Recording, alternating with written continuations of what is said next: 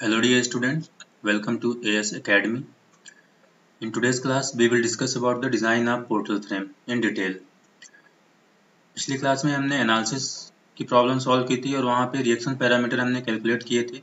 अब उन्हीं reaction parameter को आगे यूज करते हुए हम पोर्टल फ्रेम को डिजाइन करेंगे। So let's start the class.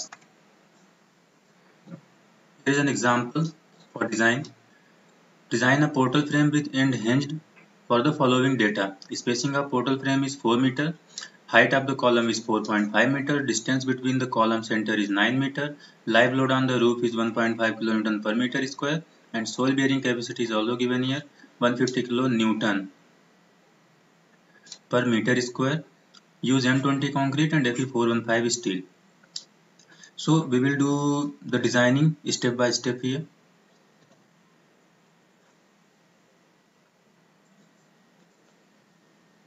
So let's start the design.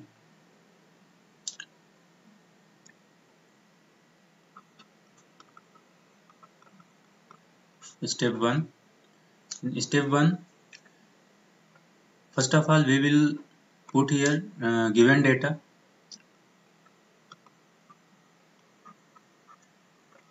जो भी गिवन डेटा आपके पास है वो यहाँ पे आप पुट कर सकते हैं. Then in step number 2 we will do analysis here. जैसा कि हमने लास्ट क्वेश्चन में किया था, एक्चुअली ये क्वेश्चन वही है, हम इसी को कंटिन्यू कर रहे हैं डिज़ाइन में. तो यहाँ पे हम जिस तरीके से एनालिसिस करते हैं वो पूरा प्रोसेस यहाँ पे हम फॉलो करेंगे और रिएक्शंस पैरामीटर कैलकुलेट करेंगे यहाँ पे. अब एनालिसिस में हमने जो कुछ भी कैलकुलेट किया था प्रीवियस क्वेश्चन में वो यहाँ पे पुट करते हैं. सबसे पहले हमने bending moment, factored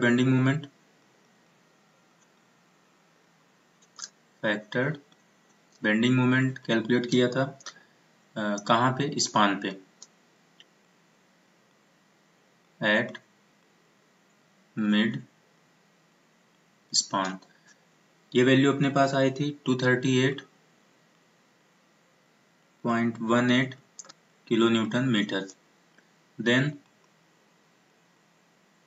factored moment या फैक्टर बेंडिंग मोमेंट भी बोल सकते हैं एट सपोर्ट. ये वैल्यू आई थी 153.28 किलो न्यूटन मीटर. उसके बाद फैक्टर्ड शियर फोर्स कैलकुलेट किया था.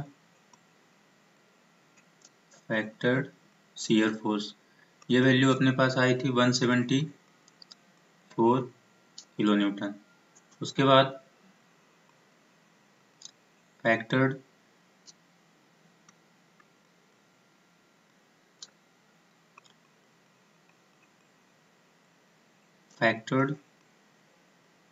Axial force on column,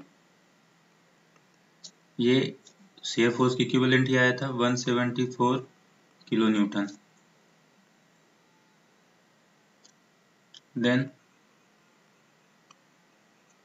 moment on column के टॉप पे एक मोमेंट भी आ रहा था जो कि बीम के सपोर्ट मोमेंट की इक्विवेलेंट है 153.28 kilo newton metre.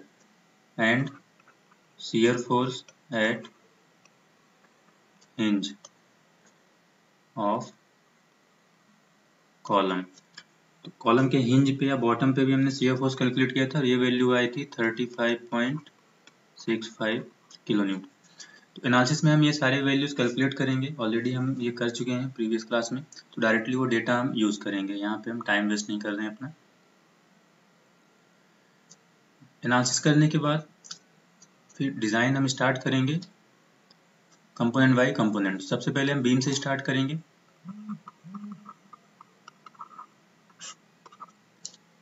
Step 2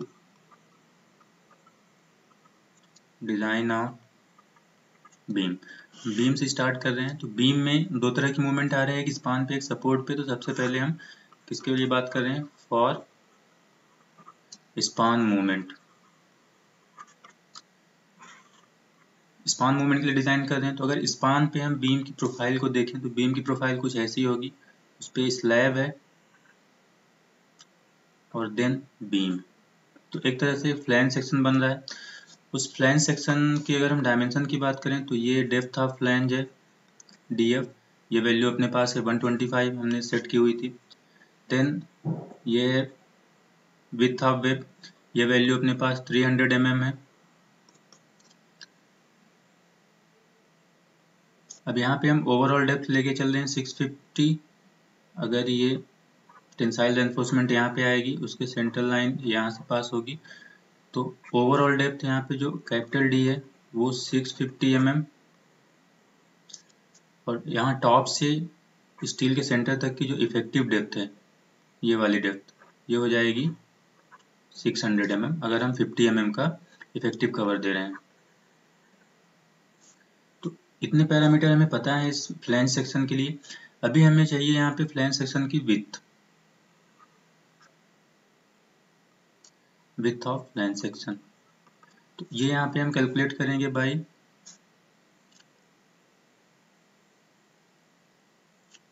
BW plus 12 DF। इस फॉर्मूले से हम यहाँ पे फ्लैंज ऑफ विड्थ कैलकुलेट करेंगे। तो स्टार्ट करते हैं। जो स्पान पे जो सेक्शन बन रहा है उसके लिए डेप्थ ऑफ फ्लैंज अपने पास है 125, जो फ्लैंज की थिकनेस हमने सेट की थी। विड्थ ऑफ वेव है 300 mm, जो कि बीम की डेप्थ हमने सेट की थी। उसके बाद जो इफेक्टिव डेप्थ है वो है अपने पास 600 mm। हमें यहाँ पे चाहिए width of flange. Width of flange equal to हो जाएगा BW प्लस 12 DF। BW यहाँ पे है 300 प्लस 12 टाइम्स इंटू 125, तो ये वैल्यू आ जाएगी 1800 mm। तो जो अपनी फ्लैंज की विड्थ होगी वो होगी 1800 mm। तो क्रॉस सेक्शन का डायमेंशन अपन को मिल गया है। अब इसके बाद आगे हम देखते हैं कि इस क्रॉस सेक्शन के लिए मोमेंट ऑफ रेजिस्टेंस कितना होगा। बेंडिंग मोमेंट तो हमें पता है सेक्शन के लिए। अब अगर हमें मोमेंट ऑफ रेजिस्टेंस मिल जाए तो हम उसको कंपेयर करके डिज़ाइन को कंटिन्यू कर सकते हैं। उससे पहले यहाँ पे हमें ये ढूंढना होगा कि इस फ्लैंज सेक्शन के लिए न्यूट्रल एक्सिस कहाँ पे लाई करेगा। ओके, तो फ्लैंज सेक्शन में हम चेक करते हैं एक एक करके। फर्स्ट केस हम ये देखते हैं कि अगर हम ये एज्यूम कर लें कि फ्लैंज जो न्यूट्रल एक्सिस है वो फ्लैंज में ही रहेगा, तो फ्लैंज में वो फ्लैंज के टॉप से फ्लैंज के बॉटम तक कहीं पे भी मूव कर सकता है। अगर न्यूट्रल एक्सिस को हम एज्यूम कर लें कि वो फ्लैंज में रहेगा तो फ्लैंज में टॉप टू बॉटम कहीं पे भी मूव कर सकता है। ओके, यहाँ पे हम जंक्शन नहीं बोलेंगे, जंक्शन में एक फ्लैंज का पार्ट आ रहा है और वेब का भी पार्ट आ रहा है, तो इसलिए अभी हम फ्लैंज में कंसिडर कर रहे हैं। तो ये उसके बाद अगर फ्लैंज में सेट नहीं हुआ, हमारा एजम्पशन सही नहीं हुआ, तो हम वेब में उसको एज्यूम करेंगे। वेब में भी दो अलग अलग केस होते हैं। तो सबसे पहले हम फ्लैंज में देखते हैं। अगर फ्लैंज में सेट हो जाएगा तो हमें आगे चेक करने की जरूरत नहीं पड़ेगी। यहाँ पे करेंगे क्या, हम ये एज्यूम करेंगे कि bottom of flange neutral axis है, उसके लिए उस केस के लिए लिमिटिंग मोमेंट की वैल्यू कैलकुलेट करेंगे। अगर वो लिमिटिंग मोमेंट इस पे आने वाले मोमेंट बेंडिंग मोमेंट के से ज़्यादा हुआ तो हमारा एजम्पशन सही होगा और उसके लिए हम डिज़ाइन कंटिन्यू करेंगे। तो सबसे पहले हम यहाँ पे एज्यूम कर लेते हैं, let's assume neutral axis is at bottom fibre of flange. तो अब इस केस के लिए मोमेंट कैलकुलेट कर लेते हैं।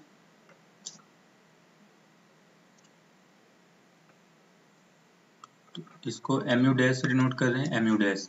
अब फ्लैंज सेक्शन के लिए जब हम मोमेंट कैलकुलेट करेंगे तो यहाँ पे अगर न्यूट्रल एक्सिस यहाँ फ्लैंज के बॉटम पे लग रहा है तो कंप्रेसिव फोर्स इस सेक्शन के सेंटर पे लगेगा, राइट। यहाँ पे कहीं लगेगा कंप्रेसिव फोर्स और यहाँ पे तो अलग से डायग्राम बना लेते हैं, वहाँ पे ज़्यादा क्लैरिटी मिलेगी अपन को। अगर हमें मोमेंट लिमिटिंग मोमेंट कैलकुलेट करना है तो आपके पास ये एक फ्लैंज सेक्शन है। इस फ्लैंज सेक्शन में सपोज यहाँ पे टेंसाइल रेनफोर्समेंट हम प्रोवाइड करेंगे, तो इसके सेंटर से एक लाइन पास होगी और यहाँ पे कंप्रेसिव फोर्स फॉर एग्जांपल यहाँ पे एक्ट कर रहा है, तो एक कंप्रेसिव फोर्स इधर और एक टेंसाइल फोर्स इधर एक्ट करेगा। इनके बीच की जो डिस्टेंस है वो होगी लीवर आर्म। तो अब अपन डायरेक्टली कैलकुलेट कर सकते हैं मोमेंट लेने के लिए compressive force into lever arm करना होगा, तो कंप्रेसिव फोर्स हो जाएगा 0.36 FCK विथ ऑफ फ्लैंज। अगर फ्लैंज पे पास हो रहा है न्यूट्रल एक्सिस तो विथ हम फ्लैंज की विथ लेके चलते हैं, फ्लैंज की विथ इक्विवेलेंट एक रेक्टेंगुलर सेक्शन मान के चलते हैं, इनटू x होता है। तो x की जगह पे यहाँ पे हमने x कहाँ है, यहाँ से यहाँ तक XU आ रहा है और यही किसके इक्विवेलेंट है, DF के इक्विवेलेंट। तो यहाँ पे हम B with of flange and depth of flange कर सकते हैं। तो अभी ये कंप्रेसिव फोर्स मिला है, अब इसको लीवर आर्म से मल्टीप्लाई करेंगे तो लीवर आर्म कितना होगा, यहाँ से यहाँ तक की डिस्टेंस होती है 0.42 XU। तो D में से 0.42 XU माइनस कर दें, top to steel centre line तक की जो डिस्टेंस है वो D है। D में से अगर इतनी वैल्यू हम माइनस कर दें तो बचा हुआ अपना लीवर आर्म होगा, तो D माइनस 0.42 XU, XU जगह पे आ जाएगा DF। अब इसमें हम वैल्यू पुट करके डायरेक्टली कैलकुलेट कर सकते हैं। तो 0.36 FCK है 20, विथ ऑफ फ्लैंज अभी हमने निकाला है 1800 mm, डेप्थ ऑफ फ्लैंज अपने पास है 125 इंटू डी अपने पास है 600 माइनस 0.42 इंटू 125। तो यहाँ से डायरेक्टली MU डैश हमें मिल जाएगा जिसकी वैल्यू होगी 886.95 इंटू 10⁻6 न्यूटन mm।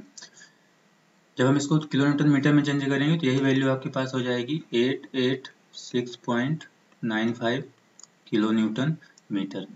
तो ये एक तरह से लिमिटिंग मूवमेंट होगा इस सेक्शन के लिए। अब अगर अपने पास जो मूवमेंट है इस सेक्शन पे, जो बेंडिंग मूवमेंट आ रहा है इस लिमिटिंग मूवमेंट से कम है, तो हमारा एजप्शन सही होगा और एक तरीके से ये सेक्शन अंडर एनफोर्स भी बन जाएगा। तो एज जो बेंडिंग मूवमेंट इस सेक्शन पे आ रहा है वो आ रहा है 238.18 किलो न्यूटन मीटर का। तो यहाँ पे हम क्लियरली देख सकते हैं कि ये जो सेक्शन का लिमिटिंग मोमेंट था इस मोमेंट से ज़्यादा है। तो as MU is less than MU dash, इसको हम लिमिटिंग भी बोल सकते हैं। So neutral axis will be on flange, and यहाँ से एक और कंक्लूजन मिलेगा, सेक्शन इज अंडर रेनफोर्स्ड। अब ये पता चल गया कि सेक्शन अंडर रेनफोर्स्ड है तो डायरेक्टली हम स्टील का एरिया कैलकुलेट कर सकते हैं। तो स्टील का एरिया कैलकुलेट करने के लिए सो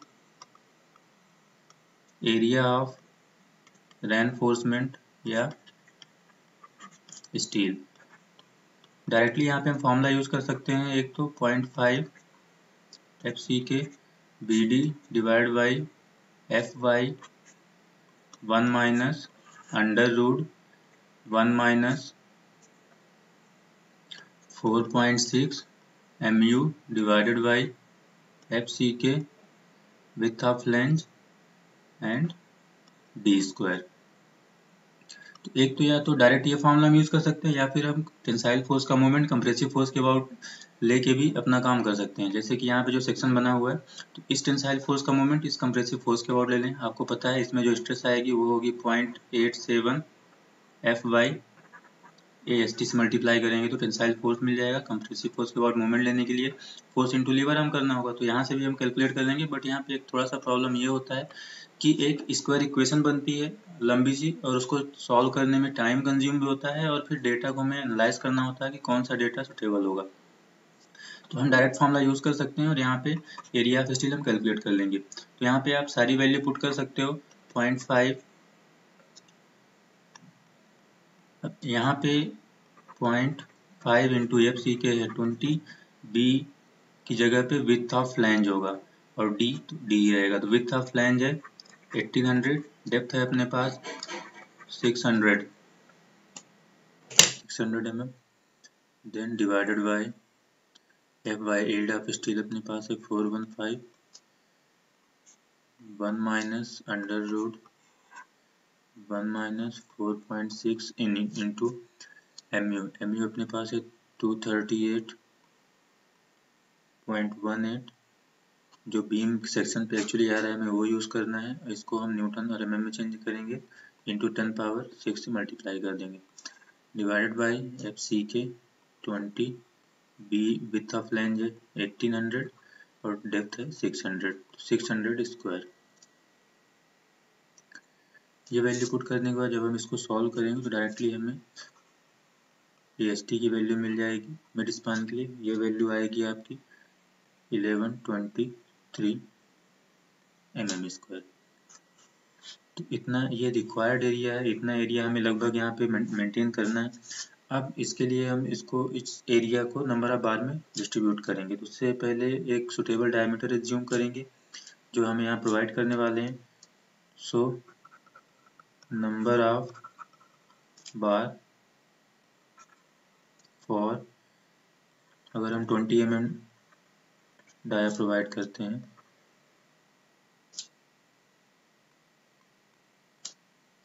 20 mm डाया रॉड, अगर हम 20 mm डाया की रॉड प्रोवाइड करते हैं तो नंबर ऑफ बार कितने आएंगे, यहाँ से हम डायरेक्टली कैलकुलेट कर सकते हैं, यानी equal to total area divide by area of 1 bar. Total area है अपने पास 1123 और 1 bar area π/4 into 20 square.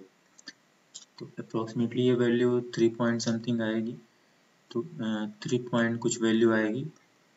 Approximately हम इसको 4 कर लेंगे।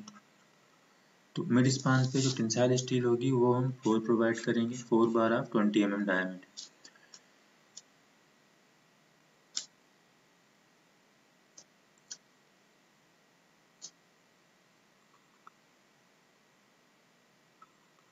So provide 4 bar of 20 mm dia at mid span as tensile reinforcement.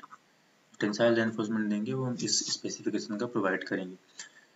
उसके बाद अब यहाँ पे देखिए एक चीज़ और चेंज हो जाएगा, जो AST प्रोवाइडेड है, जो एक्चुअल में हम प्रोवाइड कर रहे हैं वो वैल्यू भी यहाँ भी चेंज हो जाएगी, क्योंकि हमने number of bar round figure किया है। तो जब एक्चुअल AST जो होगा प्रोवाइड होगा वो यहाँ पे हो जाएगा 4 बार हमने दिया है 20 mm डाया, तो 4 इंटू π/4 इंटू 20 स्क्वायर। तो यहाँ पे हमें एक्चुअल एरिया मिल जाएगा mm स्क्वायर में। सेकंड आता है, अब हमें सपोर्ट पे भी एक बेंडिंग मोमेंट आ रहा है हॉगिंग नेचर का, वहाँ के लिए भी डिजाइन करना पड़ेगा। एट सपोर्ट, बीम का जो सपोर्ट है वहाँ के लिए भी हमें डिजाइन करना होगा। तो यहाँ पे जो अल्टीमेट मोमेंट आ रहा है ये आ रहा है 153.28 किलो न्यूटन मीटर। तो यहाँ पे थोड़ा सा पैटर्न चेंज होगा, जैसा कि बेंडिंग का जो टेंसाइल और कंप्रेसिव जोन है वो चेंज होगा, क्योंकि हॉगिंग मोमेंट आ रहा है सपोर्ट पे। टेंसाइल जोन अप साइड पे आएगा, फ्लैंज पे आएगा, तो इसलिए यहाँ पे हम रेक्टेंगुलर, सिंपली रेक्टेंगुलर बीम भी दे सकते हैं, यहाँ पे प्रोवाइड करेंगे, जो कि 300 क्रॉस 600 mm की होगी। तो यहाँ पे हम फ्लैंज सेक्शन डिजाइन नहीं करेंगे, यहाँ पे सिंपली हम रेक्टेंगुलर बीम प्रोवाइड करेंगे, इससे अपना काम हो जाएगा। As flange is in tension, so provide rectangular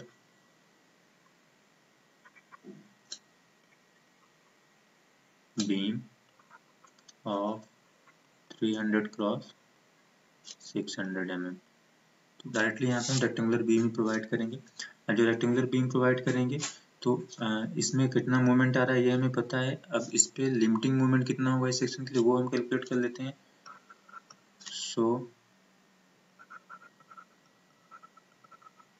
mu limit equal to, grade अपने पास 415 है, डायरेक्टली यहाँ पे हम फॉर्मूला अप्लाई कर सकते हैं 0.138 FCK BD स्क्वायर। अब यहाँ पे B बीम का और D इसी बीम का, वैल्यू पुट करेंगे तो 0.138 इंटू FCK की वैल्यू है 20, विथ है बीम की 300 और डेप्थ है, इफेक्टिव डेप्थ है 300 स्क्वायर। तो यहाँ से डायरेक्टली हमें मोमेंट की वैल्यू मिल जाएगी। और ये वैल्यू आएगी अपने पास 298। इसको हम जब कैलकुलेट करेंगे तो ये हमें मिलेगा 298 इंटू 10⁻⁶। अभी ये वैल्यू हमें न्यूटन mm में मिलेगी। जब हम इसको किलोन्यूटन मीटर में कन्वर्ट करेंगे तो ये वैल्यू हो जाएगी 298 किलो न्यूटन मीटर। कुछ नहीं करना है, यहाँ पे 10⁻⁶ से डिवाइड कर देना है। तो इतना लिमिटिंग मोमेंट है इस सेक्शन का। और यहाँ पे जो बेंडिंग मोमेंट आ रहा है वो आ रहा है 153 का। Bending moment moment of resistance से कम है, तो सेक्शन आपका अंडर एनफोर्स है, हम इसको कंटिन्यू चल सकते हैं। यहाँ से श्योर हो जाता है कि सेक्शन अंडर एनफोर्स है। As mu is less than mu limit, so section is under reinforced। अब ये श्योर हो जाएगी सेक्शन कैसा है, उसके बाद हम डायरेक्टली एरिया कैलकुलेट करेंगे। So area of steel AST, formula वही यूज होगा यहाँ पे भी, 0.5 FCK BD divided by FY 1 minus √1 minus 4.6 mu divided by FCK BD square. Directly इस फॉर्मूले में वैल्यू पुट करेंगे तो जिस तरीके से वहाँ पे पुट किए थे, बस चेंज क्या आएगा, यहाँ पे जो मूवमेंट है सपोर्ट के मूवमेंट को हम यहाँ पे पुट करेंगे। डायरेक्टली यहाँ पे मैं वैल्यू पुट कर रहा हूँ, आप आंसर पुट कर रहा हूँ, आप वैल्यू पुट करके इसको कैलकुलेट कर सकते हैं। तो ये वैल्यू आएगी यहाँ पे 777 mm²। इतना रिक्वायर्ड एरिया है सपोर्ट पे टेंसाइल रेनफोर्समेंट के लिए। उसके बाद यहाँ पे एक सुटेबल डायमीटर एज्यूम करके नंबर ऑफ बार कैलकुलेट कर लेते हैं। तो number of bar for 20 mm dia rod, अगर यहाँ पे भी 20 mm डाया रॉड प्रोवाइड करते हैं तो number of bar equal to हो जाएगा total area of steel divided by एक बार का area, area 1 bar. Total area है 777 डिवाइड बाई 1 बार का एरिया हो जाएगा π/4 इंटू 20 स्क्वायर। तो यहाँ पे वैल्यू जो आएगी वो 2 पॉइंट समथिंग के आसपास आएगी। तो उसको जब हम राउंड फिगर में करेंगे तो 3 बार हम प्रोवाइड करेंगे यहाँ पे। क्लियर? तो सपोर्ट पे जो हमारा स्पेसिफिकेशन आ रहा है टेंसाइल रेनफोर्समेंट का, वो हो जाएगा so provide 3 bar of 20 mm dia at support as tensile reinforcement. तो सपोर्ट पे tensile reinforcement 3 bar of 20 mm dia provide करेंगे। उसके बाद हमें बतानी होगी एंकरेज लेंथ कितनी है। एंकरेज लेंथ का मतलब क्या है कि आपकी जो रॉड है वो सपोर्ट में कितना अंदर जाएगी। फॉर एग्जांपल आपके पास एक बीम है, यहाँ पे ये बीम यहाँ सपोर्ट से कनेक्टेड है इस तरीके से। अब सपोज यहाँ पे हमने एक रॉड प्लेस किया, अब यहाँ तक तो ठीक है, रॉड आ गया। उसके बाद जब वो सपोर्ट पे जाएगा, एक चीज़ ध्यान रखना है, यहाँ पे जो टेंसाइल रेनफोर्समेंट तो टॉप पोजीशन पे रहेगी, यहाँ पे रहेगी। उसके बाद ये जो सपोर्ट में कितना अंदर हमें रॉड को रखना है, उसके लिए हम इसका एंकरेज लेंथ कैलकुलेट करते हैं। तो यहाँ पे एंकरेज लेंथ पहले कैलकुलेट कर लेते हैं।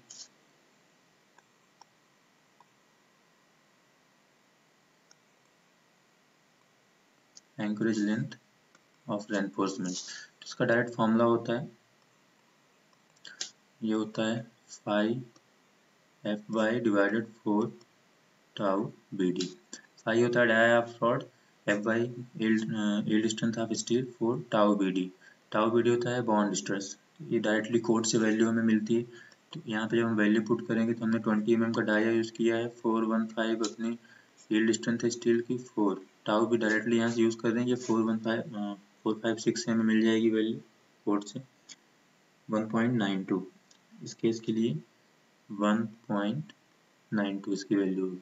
तो डायरेक्टली ये वैल्यू आपको मिल जाएगी 1080 mm। तो इतनी एंकरेज लेंथ आपको सपोर्ट पे भी मेंटेन करनी होगी। तो कैसे करेंगे? सपोर्ट आपका अगर हम इसके डायमेंशन की बात करें तो यहाँ से लेके यहाँ तक 300 है। अगर हम इसको आगे बढ़ाएंगे तो यहाँ पे हमें इफेक्टिव कवर 50 छोड़ना पड़ेगा, तो इफेक्टिव जो विड्थ बचेगी उसके लिए लेंथ बचेगी वो 250 mm बचेगी। तो इधर हम 250 mm दे पाएंगे, इस स्टील को आगे हम यहाँ तक एक्सटेंड 250 mm तक ही कर पाएंगे, और हमें देना कितना है 1080 mm प्लेस करना है। तो उसके बाद जो बची हुई लेंथ है उसको हम टर्न करके एडजस्ट करेंगे। कैसे भी एडजस्ट करें, हमें इतनी लेंथ सपोर्ट के अंदर चाहिए रेनफोर्समेंट में, तभी हमें बॉन्ड प्रॉपर मिल पाएगा। तो इस तरीके से हम इसको टर्न करके प्रोवाइड करेंगे सपोर्ट, राइट।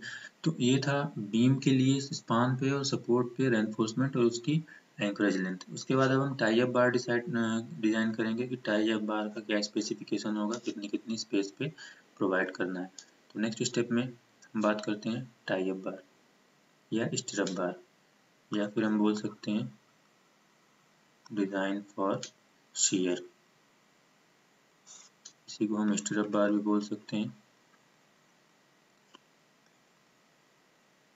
स्टिरअप बार। इसके लिए क्या करेंगे, सबसे पहले शियर फोर्स ऑलरेडी अपने पास है, फैक्टर्ड शियर फोर्स VU से डिनोट करते हैं, ये वैल्यू ऑलरेडी अपने पास है 174 किलो न्यूटन। उसके बाद नॉमिनल शियर स्ट्रेस कैलकुलेट कर लेंगे, नॉमिनल शियर स्ट्रेस इसको टाउ V से डिनोट करते हैं। Shear force by shear area, shear force है VU, shear area B into D, ये वैल्यू अपने पास आ जाएगी, डायरेक्टली यहाँ पुट करेंगे 174 इंटू 1000 न्यूटन में कन्वर्ट हो जाएगा। B है 300, D है 600, तो डायरेक्टली अपन को टाउ V की वैल्यू मिल जाएगी। टाउ भी आपके पास हो जाएगा 0.967 न्यूटन पर mm स्क्वायर। उसके बाद हमें फॉर PT कैलकुलेट कर लेंगे। अब देखिए PT हम कौन सा लेंगे, यहाँ पे आपके पास दो मूवमेंट है, एक स्पान पे एक सपोर्ट पे, जहाँ पे हम शियर फोर्स की क्रिटिकल वैल्यू यूज करें, तो क्रिटिकल वैल्यू शियर फोर्स की सपोर्ट पे आ रही है, तो सपोर्ट पे जो PT आएगा हमें उसको यूज करना है। तो सपोर्ट पे PT कैसे कैलकुलेट करेंगे, जो आपके पास 777 आया था टोटल एरिया, ये क्रॉस सेक्शनल एरिया में कितना परसेंट होगा, 300 इंटू 650 इंटू 100, तो यहाँ से आपको PT मिल जाएगा परसेंटेज में। तो इस परसेंटेज के लिए और grade of concrete and grade of steel के लिए, ठीक है ना, एंड M20, तो वैल्यू हमें कहाँ से देखनी है, फ्रॉम टेबल नंबर 19, इस पे IS 456 2000 पे। तो इस कोड में टेबल नंबर 19 में हमें डायरेक्टली यहाँ पे डिजाइन शियर स्ट्रेस मिलेगा, डिजाइन शियर स्ट्रेस टाउ से डिनोट करते हैं, तो डायरेक्टली आपको ये वैल्यू यहाँ पे मिल जाएगी। यहाँ पे डायरेक्ट वैल्यू पुट कर दें, ये वैल्यू होगी 0.48, ओके। तो ये आपका डिजाइन शियर स्ट्रेस हो जाएगा। यहाँ पे टेबल नंबर 19 पे आपको PT के लिए अलग अलग, PT के लिए यहाँ पे आपको डायरेक्टली टाउ सी की वैल्यू दिया हुआ है for different grade of concrete, okay. तो डायरेक्टली आपके पास जो भी PT है उसके सामने वाली वैल्यू उस ग्रेड की कंक्रीट के लिए आप यहाँ से पिक कर सकते हैं। अगर किसी दो वैल्यू के बीच में आ रहा है तो इंटरपोलेशन कर सकते हैं या एवरेज वैल्यू यहाँ पे यूज कर सकते हैं। अब हमें यहाँ पे कंपेयर करना होगा कि नॉमिनल शियर स्ट्रेस और डिजाइन शियर स्ट्रेस में क्या रिलेशन बन रहा है। तो यहाँ से क्लियरली दिख रहा है हमें as tau V is greater than tau C। अगर टाउ V टाउ C से छोटा होता है तो नॉमिनल शियर स्ट्रेस प्रोवाइड करते हैं, नॉमिनल स्टिरअप बार प्रोवाइड करते हैं, बट अगर टाउ V टाउ C से ज़्यादा हो रहा है तो वहाँ पे हमें शियर एनफोर्समेंट डिज़ाइन करना होता है। सो design of shear enforcement is required. जब ये कंडीशन होती है तो हमें नया शियर फोर्स कैलकुलेट करना होता है, VUS इक्वल टू होता है VU minus tau C BD। यहाँ पे वैल्यू पुट करेंगे तो VUS है 174, इसको चाहे तो न्यूटन में कन्वर्ट कर लें, माइनस टाउ C है अपने पास 0.48, B है 300, D है 600। तो यहाँ से एक नया शियर फोर्स मिल जाएगा VUS, इसकी वैल्यू हो जाएगी, यहाँ से मिल जाएगी आपको 87600 न्यूटन। अब ये वैल्यू मिल गई, इसको हम आगे यूज़ करेंगे। सबसे पहले हम इस स्पेसिफिकेशन डिसाइड कर लेते हैं कि स्टिरअप बार हम प्रोवाइड क्या करेंगे। तो ये एक फिक्स नॉमिनल वैल्यू होती है provide two-legged 8 mm dia bar as stirrup bar. इसको टाई अप बार भी बोल सकते हैं, स्टिरअप बार भी बोलते हैं और शियर एनफोर्समेंट बोलते हैं। तो जब हम ये स्पेसिफिकेशन का स्टिरअप बार या टाई अप बार प्रोवाइड करेंगे तो इसका एरिया कितना हो जाएगा, ASB से डिनोट करते हैं area of stirrup bar. ASB equal to हो जाएगा π/4 इंटू 8 स्क्वायर, टू लेग्ड है तो 2 से मल्टीप्लाई करना पड़ेगा, तो ये वैल्यू 101 पॉइंट समथिंग आएगी mm स्क्वायर। अब इसको कैलकुलेट कर लेंगे। अब ये एरिया मिल गया है। अब हमें यहाँ पे बताना होगा, इसकी डायमेंशंस पता चल गई है, इसका अरेंजमेंट पता चल गया है जो स्ट्रिप बार होंगी। अब हमें बताना होगा कि इसमें स्पेसिंग कितनी रखनी है, कितनी कितनी स्पेसिंग में हमें स्ट्रिप बार प्लेस करना है। तो स्पेसिंग के लिए सिंपली हम कोड से फॉर्मूला यूज़ करते हैं IS456 से। स्पेसिंग तो यहाँ पे फॉर्मूला होता है VUS equal to 0.87 F/ASV D divided by SV। यहाँ पे VUS जो नया शेयर फोर्स हमने कैलकुलेट किया है, FY grade of steel yield stress मिल जाएगा, ASV अभी कैलकुलेट किया, डेप्थ पता ही है, स्पेसिंग SV इज स्पेसिंग, हमें यही अल्टीमेटली चाहिए। तो यहाँ पे सारी वैल्यू पुट करके डायरेक्टली हम SV कैलकुलेट कर सकते हैं। तो SV की वैल्यू यहाँ से आ जाएगी 248 mm, इतनी स्पेसिंग रिक्वायर्ड है। अभी देख लेते हैं कि लिमिटिंग वैल्यू को वॉयलेट नहीं कर रही है, लिमिटिंग वैल्यू के हिसाब से ये स्पेसिंग सही है कि नहीं है। तो हमें पता है spacing SB should not be greater than minimum value of